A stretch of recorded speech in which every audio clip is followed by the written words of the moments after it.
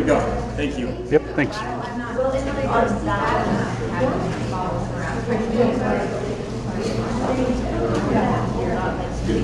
Pull this up.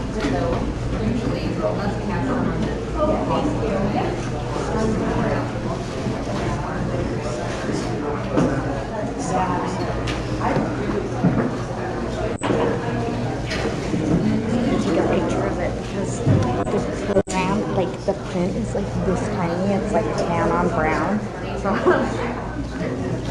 I had to do this so I can cheat and be able to actually see it. Yeah, I just threw that together. I hope that's okay. I didn't put anything about my family or... That's perfect. Okay. Are you still in that county? Yep. A nice place to be. Just right up the road, actually. I-15 in Helena. So if you keep driving 10 hours or so, about a mile off the highway. You're driving? No. I have driven this, though. I drove down to Vegas one time, and Phoenix another. I think you can maybe get to Phoenix this way, but we flew. Well, I worked with the DOT up until a couple months ago, so I started doing this, and we're based out of Minnesota. So, but we also work with AECOM. I think they do some work for the DOT down here. I am clear up in northern Utah, so I'm 6 hours from here. Oh, are you a transit provider or I'm a driver. A driver? Okay. Yeah, part of what I do is driving. But yeah, I work for a nonprofit. Okay. We help people with disabilities, but driving is part of it. Yeah, it's a long state. It is. It's a long... It is, and I'm like 20 miles from Idaho, and now we're like 20 miles from Nevada. So yeah, I've come about as far as I can travel in the state. Yep. Okay. Great. Hi, you guys. Training, defensive driving, and I want to introduce Adam. This is Adam Kraft. He's a senior transit program manager, DRB, and is a former Montana DOT transit section supervisor, where he spent 17 years. Adam has a master's of transportation, policy operations, and logistics from George Mason University. Welcome. Thank you. And thank you for being here. I'm actually new to DRB. I've been with this consulting company. We're based out of Buffalo, Minnesota. I've been with them for about 2 months now, so I'm still fresh out of the DOT, where I worked with, I oversaw all the programs, all transit programs, oversaw grant funding, facility projects, rolling stock, and worked with all of our sub-recipients. So those would be rural agencies, closed door and open door. And if I could see a show of hands, how many here are maybe involved with bus driving or oversee a transit system? Okay, so first one would be bus driving, maybe? Okay, so about half, a quarter of the room or less. And of all those agencies, how many of those agencies are rural? Okay, so and the rest are urban. Okay, all right. Well, I'll go ahead and jump in. This is a basic defensive driving presentation that I'll give, and we'll go through some slides. Let me move to the next one. We're going to go through before you start. So I did see that we do have pre-trip inspections on the agenda. I'm not going to get into that. Just going to hit it on a high level, and then we're going to move into fundamentals of safe driving. We're going to talk about 3 principles to help with safe driving, and then we'll run through some scenarios, driving scenarios with examples where your participation's encouraged. We'll pull up some scenarios on screen, and then we'll try to figure out what mistakes were made or what could be done better. And then finally, we'll end with some special considerations with examples that includes inclement weather, maybe emergency situations, as well as other hazards in the road. All right, so the first section we're going to cover, provide an overview of what you should consider before getting out on the road. Question? Trouble hearing in the back? Is that better? Okay, I'll just hold this. All right, sorry about that. All right, so let's see. So we're starting out with pre-trip inspections. Who within your organization will conduct the pre-trip? Is that the driver? Yeah. Drivers, okay, that's common. And are the drivers familiar with the inspection sheets and checklists? Do they know why they're checking different things? For example, running wheelchair lifts, federal requirement. Do you have a process for if the driver did find a deficiency? Yeah, you do, okay. And do you have a process for following up with that? Okay, those are all part of the federal program, assuming that all of you operate with FTA funding. Yeah. All right. So what items to be checked during the pre-trip inspection? Outside the van, you've got the overall condition. Underneath it, any kind of damage would be documented. Check to make sure the vehicle is not leaning. Condition of the tires, tire depth. Inside would be secure or loose items. Do you all have, let's just say you have an O2 tank. Do you have means of securing that to the vehicle? Do you do that? Okay. Check dash indicators, horn, fuel level, and so forth. One of the most important things is for the driver to do an assessment on himself. So is he fatigued? Is he feeling under the weather? That kind of thing. Let's see. Also, a good pointer would be if there is a new route, if the driver would need to check navigation of that route, to do that ahead of time. All right.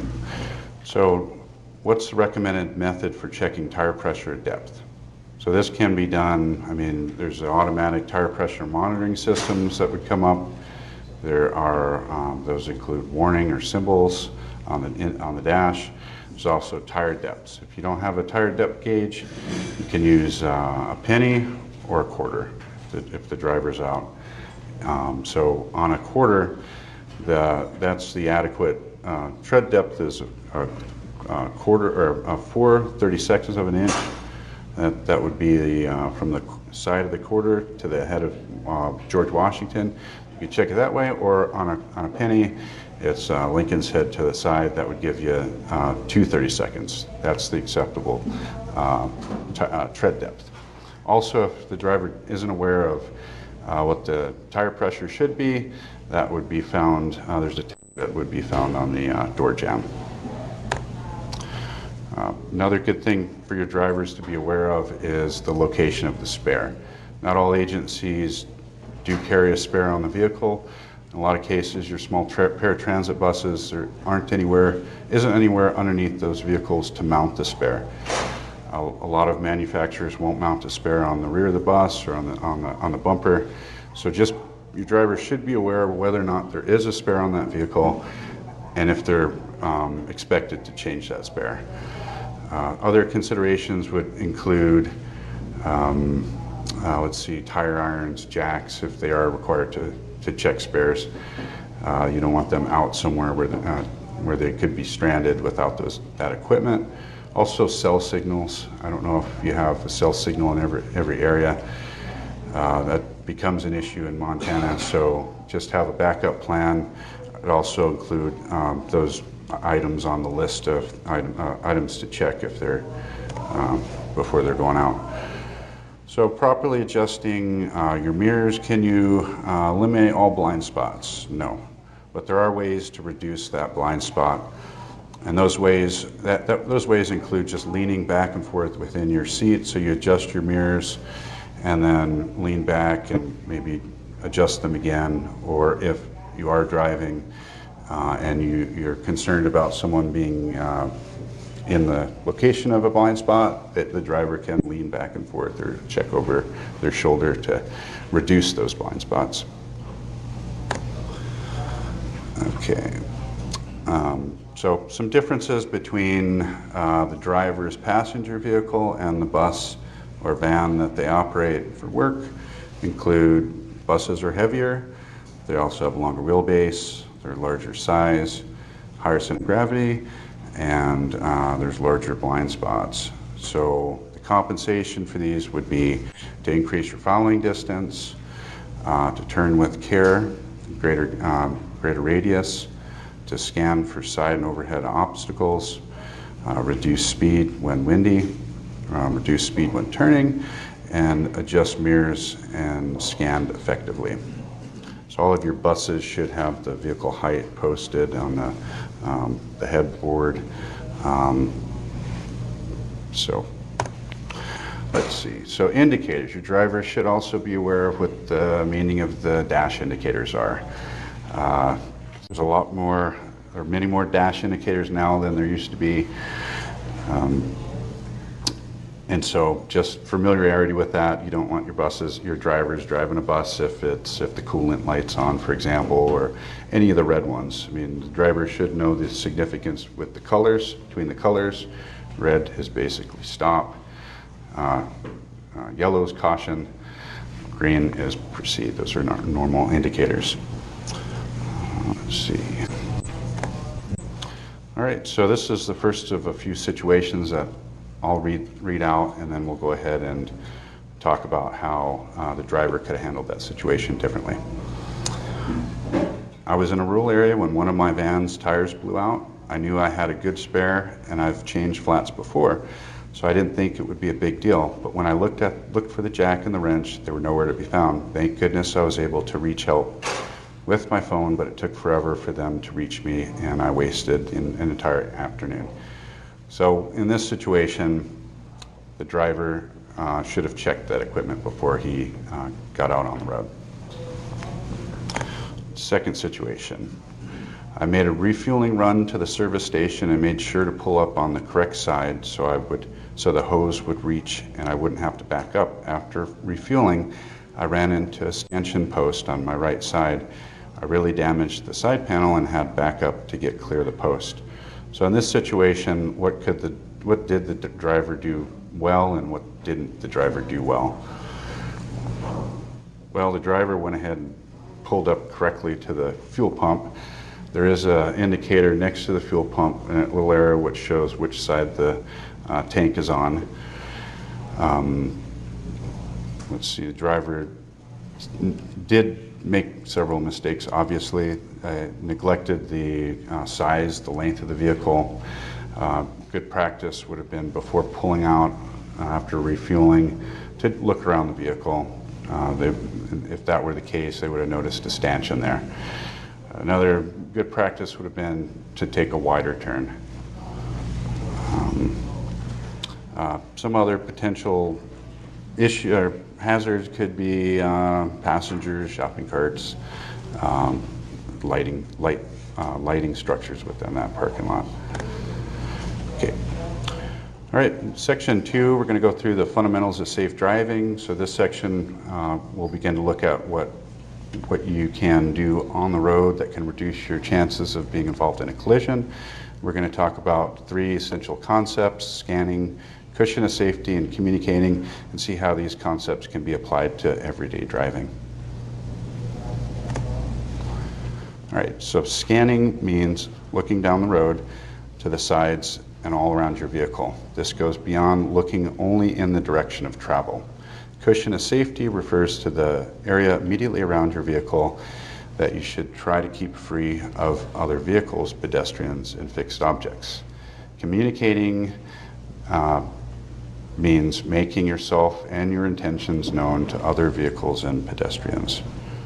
And throughout the next several slides, we're going to go ahead and talk about how you can apply these principles to improve safety.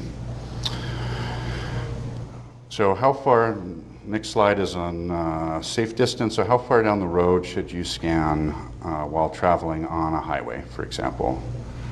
12 to 15 seconds or about a quarter mile. So you want to look down quite some distance. In towns or on city blocks, it's different. You'll be able to hopefully look down about a block or a block and a half. So you want to look down to at least the next stoplight if you can. All right, so what are some ways in which you can miscommunicate with other drivers and pedestrians?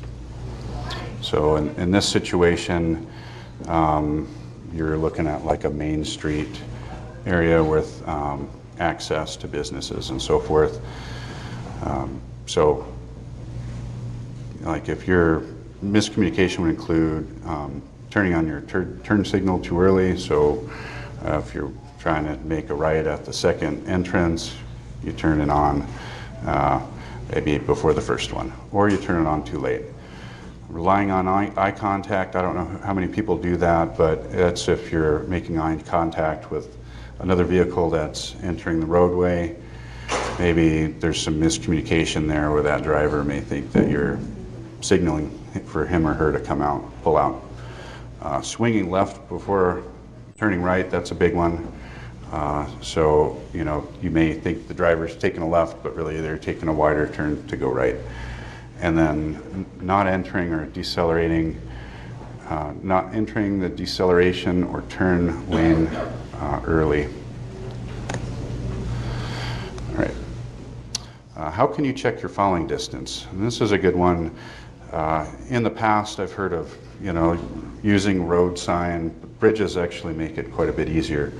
So if you're trying to check your following distance, it's easier to do it with if there's an underpass available. So you pick a car in front of you, you wait for that car to come into the shadow of the underpass, and that's when you begin counting. So you'll count 1,000 till you get to 1,000. That's an acceptable following distance for ideal conditions.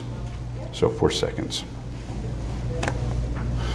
All right, so what situations would you want to increase your following distance? That's when conditions are not ideal, adverse weather, obviously, loose road conditions, going downhill, congested traffic, if there's a tailgater, or carrying a heavy load of passengers.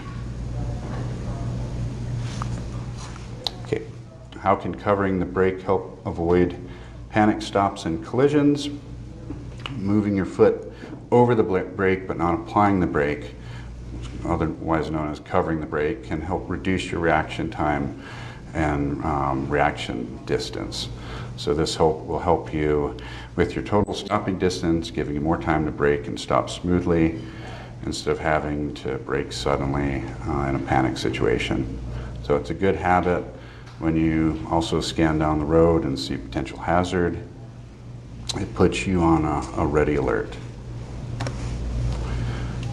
Checking mirrors. How can leaning in your seat while checking your mirrors help maintain a cushion of safety? So by leaning in your seat, you glance in your mirrors, your sight angle will change, letting you see more of the blind spots. So it helps you monitor the traffic around your vehicle as they enter into your blind spots, and it alerts you to potential hazards. How often should you be checking your mirrors? It would be roughly around 3 to 5 seconds. All right, so I have a situation here that we'll go through. I'll use this pointer to point out some of the vehicles that are labeled with different letters on the screen. I'll go ahead and read the situation, then we can work through it, deduce whatever the problems may be, or the mistakes have been made, whatever mistakes have been made, and how to avoid those in the future. So it's raining. A is following vehicle B by about 4 seconds. B jammed on the brakes. A wasn't able to stop in time and hit the back of vehicle B. A had to be towed away. So A is down here. This is B. And this is the vehicle that's pulling into traffic. So first of all, A is traveling behind B, about 4 seconds behind B. That's ideal when that's an acceptable time or distance when conditions are ideal. This here, it's raining. Also, A wasn't scanning down the road and didn't see this vehicle that was entering the roadway that has their turn signal on. And so A wasn't prepared. A wasn't necessarily prepared or was covering the brake in the event that B would hit the brakes. So let's see. So those are a couple mistakes that were made, but the main one was the following distance. Another situation. A was traveling in the right lane along a line of parked cars. When B pulled out, A was forced to swerve to the left so he wouldn't run into B. As a result, A ran into vehicle C to his left. What could have been done differently? So we have A here, C is here, and we have B up here that pulled out into the roadway. Collision with A and C. So C is in A's blind spot. So the cushion of safety was not there. A should have been managing its speed, probably slowed down to get vehicle C out of the cushion of safety. Oops. Okay. Situation 3. A was planning to turn right on red. A waited for B to clear the intersection before proceeding. Since it was a one-way street, A almost collided with pedestrians as it started to cross the street. How could have A handled this situation differently? Here we have A, you have pedestrians on the corner, and B moving in the one-way direction. So the issue with A almost colliding with passengers or pedestrians is most likely A was looking at B and not checking both directions when before they decided to make that turn. Also, pedestrians can be hard to see, as well as motorcycles, bicyclists, and so forth. So I would encourage your drivers to stop, look both ways before proceeding. Okay, situation 4, I'm going to read this one out. This is, if you can imagine, the picture of Bozeman I had on a few slides earlier of the overhead shot of Main Street. So you have a central business district with multiple entrances to different businesses. So I was driving in a commercial area with a number of storefronts on the right. I made sure to signal well before turning and slowed ahead of time. As I approached, I saw another driver waiting to pull out. I made eye contact, but when I got closer, he pulled out right ahead of me and we collided. I thought he saw me. I guess he didn't understand that I was going to make the turn at the next entrance. I didn't think there was anything that I could have done to prevent the collision. What do you think? Obviously, there could have been things done. How would we have handled this situation differently? Well, first mistake was signaling well before the turn. Second mistake was making eye contact. And third, assuming that the other driver understood what was going on. So all three led to the incident. So lesson to be learned would be don't assume that the other drivers know what you're doing. Signal at the appropriate amount with the appropriate amount of time before the turn is made. Use the appropriate speed and signal as you're making that turn. Okay. Next section is on driving scenarios. So this is where we'll continue to look at how the principles can help you drive more safely and reduce the chances of being involved in a collision. All right, driving scenario number 1. Vehicle A is approaching the highway interchange. I'll point that out. So we have vehicle A here. This is your bus. We have vehicle B here that's in the blind spot. We have vehicle C that's in the call it the fast lane. D up here is entering the interstate, and then E has just gone past the off-ramp. So what considerations should we keep in mind with A?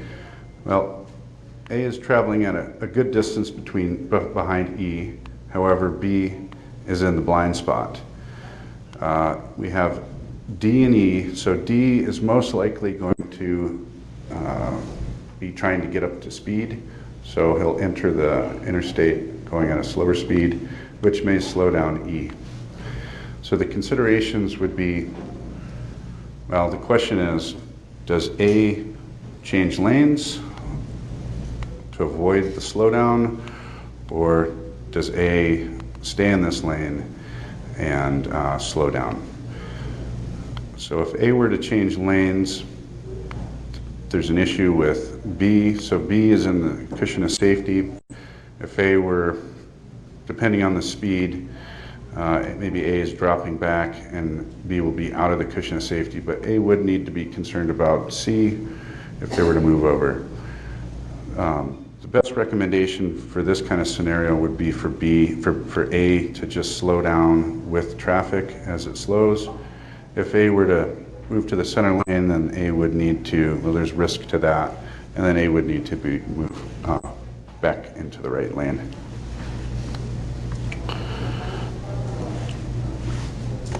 Okay.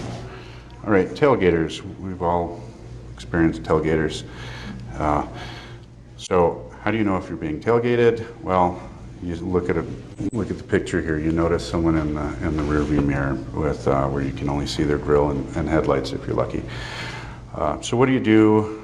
I mean, well, first of all, you do have to look into your mirror, so that's important. So you want to be doing that 3 every 5 seconds. So what do you do if you have a tailgater? Well, first would be to reduce your speed. You want to give yourself a little more space in between you and the driver in front of you. So you'll increase your falling distance behind the driver in front. You want to avoid making any sudden or abrupt actions to make the tailgater perhaps back off, such as tapping on brakes or braking suddenly. We want to avoid any kind of road rage situation. And then with your cushion of safety, as you increase your falling distance, hopefully that'll encourage the tailgater to maybe pull around. Another good reason why you want to increase your distance behind your falling distance is that if a stop were to arise, then you would have more time to react, slowing slower than you would normally. Okay, so ramps, posted ramp speeds, those are for pedestrian vehicles, not buses. Buses are heavier, they have a higher center of gravity, maybe windy conditions. So remind your drivers that those speeds are not necessarily for them. The expectation would be for them to move slower than the posted speed. So if you were to take the turns at that speed, you have a greater risk of rollovers or accidents. And drivers do need to be aware that they should slow before the turn. All right, so this scenario is a driver traveling in the right lane that approaches a right lane closed ahead sign. I was just in Minnesota last week and went through this similar situation where I had to merge over to the left lane. By state law, there are two rules or two choices really. You can, actually that's not state law. This is just common practice. So there's the early merge or the late merge. Early merge is what you all have seen, where you can signal, turn on your left-hand signal and move over as it's safe to do so. The late merge involves driving up to the merging wherever the road closure is, slowing down, and then signaling and merging in that way. There's a term called zipper merge. I haven't seen that, but that's where, not that often at least, but that's where cars would take turns, allowing vehicles to merge over. So the second method is actually kind of what traffic studies have shown, and advocates as well have shown to be the most effective way to reduce congestion as well as road rage. Okay, so scenario 3 or situation 3, A is approaching an intersection. Let's see, right there. Assume that the light is green, and the driver intends to turn right through this intersection. So we also see we have up here a delivery truck with hazard lights on. It's unknown what's going to happen up here. The green light has been green. The driver did notice that because he was scanning ahead, so it has been green. And then we have some pedestrians here crossing to the right here where the driver intends to turn. Let's see, so the driver is in a tough situation here because he's got a tailgater. There's C is in the blind spot, and B, I don't see a turn signal here, so the B most likely will be moving through the intersection, possibly making a change of lane. So let's see, what advice would you give to the driver? Well, the driver should signal if they are indeed going to take a right and begin to slow. Okay, so, but the driver also does, if they're signaling too late and, you know, they're kind of are hazards that are presented that the driver feels uncomfortable with, the best choice may be to go forward through the intersection and circle the block. It's unknown what the light's going to do. It may turn red. Issues with moving forward would be that if B were to move forward and stop here, then that would potentially leave A in the middle of the intersection. Or this truck may move forward, or it may pull out. So, let's see.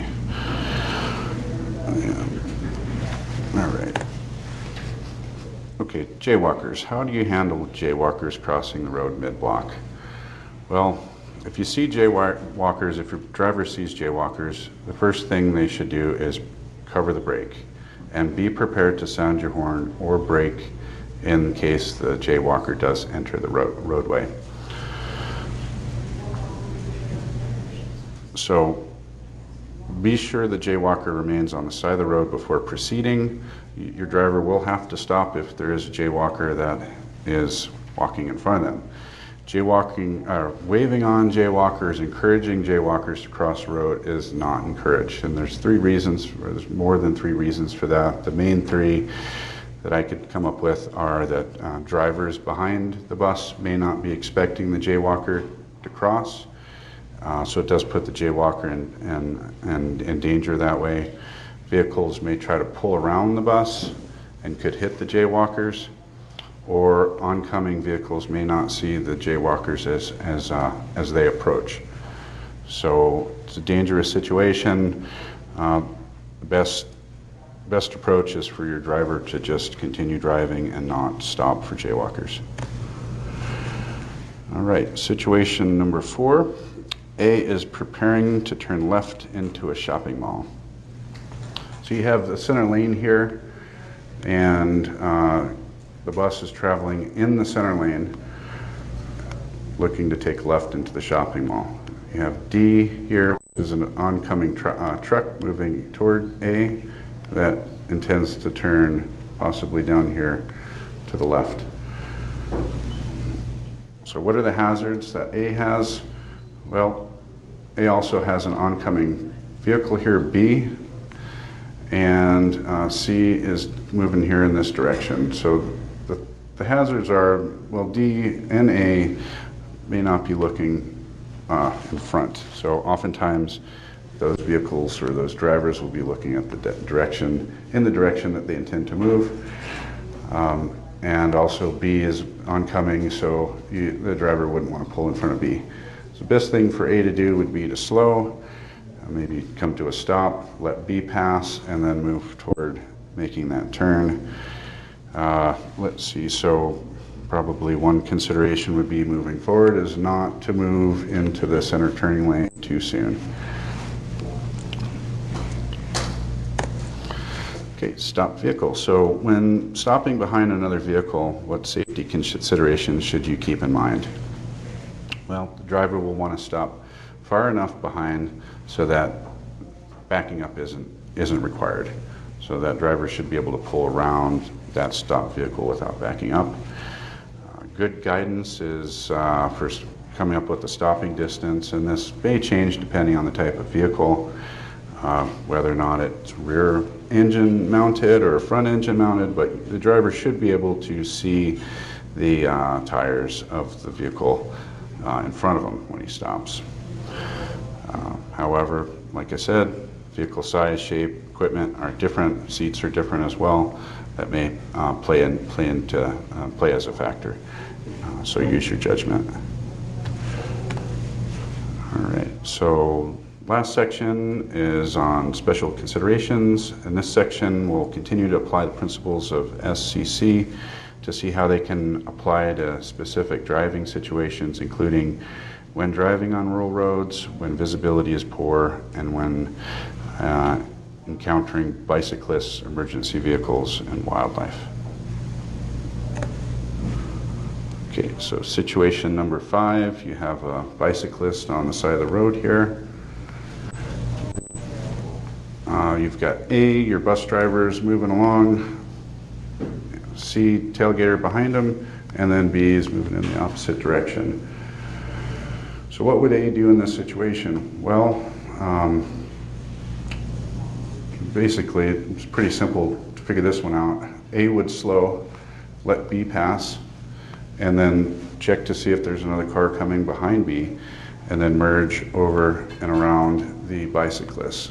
The driver should give the bicyclist at least 3 feet space between the bus and the bicyclist.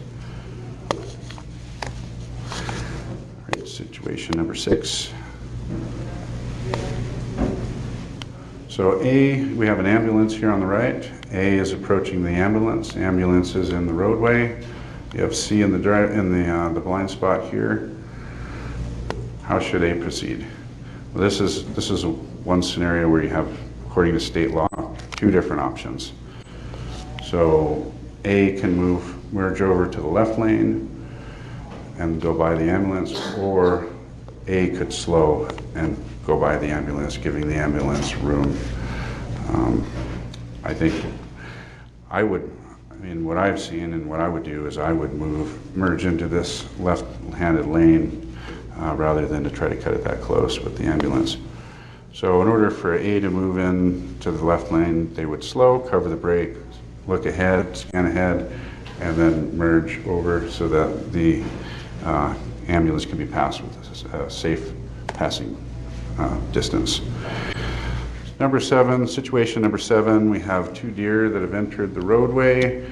I'll read this scenario and then we can pick it apart. So A was traveling at the speed limit just after sunrise. So light was dim and there was a bit of fog in the air. A entered the curve, 2 deer started out into the road. When A moved to the left to avoid the deer, A sideswiped oncoming vehicle B. So how could A have avoided this situation?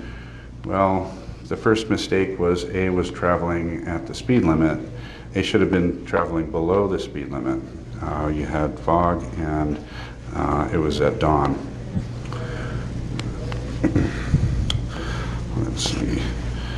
So yeah, that was really the mistake. The fix for that would be for A to travel at the speed limit. I can tell you in Montana, I guess I mentioned that I'm from Montana, but in this situation, we would not swerve to avoid the deer. The deer would be a casualty in this situation if it was unavoidable, and sometimes that may be the case. All right, so when backing up, I don't know if you have a policy against backing up or how that's handled, but you would want to try to reduce the amount of backing up as much as possible. But there will be situations where your driver will need to back up. In order to do so, the driver may just be out on his own. He or she will want to check to see if the vehicle is clear of pedestrians, other vehicles, or fixed objects. If possible, choose to back up to the driver's side. So if the driver did choose to back up to his right or to his left, then there is a better line of vision that way. Definitely reduce noise within the vehicle.